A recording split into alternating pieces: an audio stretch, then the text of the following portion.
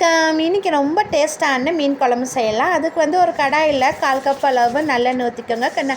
எண்ணெய் சூடானு கடுகு வெந்தயம் போட்டு தாளிச்சிக்கோங்க. அதுக்கப்புறம் இடித்து வச்ச பூண்டு போட்டு நல்லா வதக்கிக்கோங்க. அதுக்கப்புறம் பொடிசாக நறுக்குன்னு வெங்காயம் போட்டு கருவேப்பிலை போட்டு சின்ன வெங்காயம் சரிங்களா, அதுவும் போட்டு நல்லா பொன்னிறமாக போட்டு வதக்கிக்கோங்க.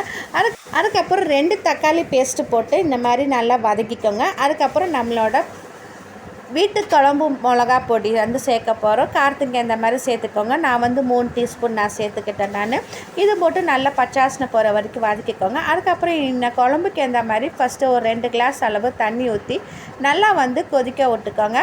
இந்த மசாலா எவ்வளோ தூரம் வதங்குதோ அவ்வளோ தூரம் நம்மளுக்கு வந்து டேஸ்ட்டு வரும். கொஞ்சம் ஒரு 2 நிமிஷம் நல்லா வதக்கிக்கோங்க. இப்போ தண்ணி ஊற்றிட்டு நல்லா வந்து மிக்ஸ் பண்ணி விட்டு நல்லா வந்து கொதிஞ்சு வரட்டும். அதுக்கப்புறம் புளி தண்ணி ஒரு பெரிய எலுமிச்சை சைஸு புளி தண்ணியை வந்து கரைசி இந்த மாதிரி ஊற்றிக்கோங்க. அரை மணி நேரம் ஊற வச்சாலும் நம்மளுக்கு வந்து புளி நல்லா வந்து அந்த பல்ப்பு வந்து நல்லா கிடைக்கும். இப்போ புளி தண்ணி ஊற்றின அப்புறம் நல்லா வந்து கொதிஞ்சிருச்சு. ஒரு 7 நிமிஷம் ஆயிடுச்சு.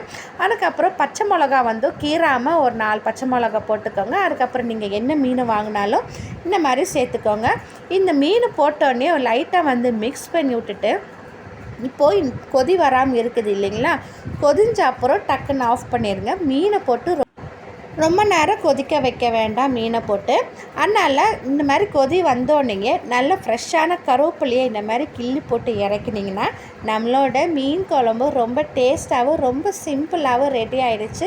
சளி இருமலுக்கெல்லாம் இந்த மீன் குழம்பு வச்சு கொடுத்திங்கன்னா அவ்வளோ அட்டகாசமாக இருக்கும். ட்ரை பண்ணி பாருங்கள். உங்களுக்கு இந்த மீன் குழம்பு ரொம்ப பிடிக்கும்.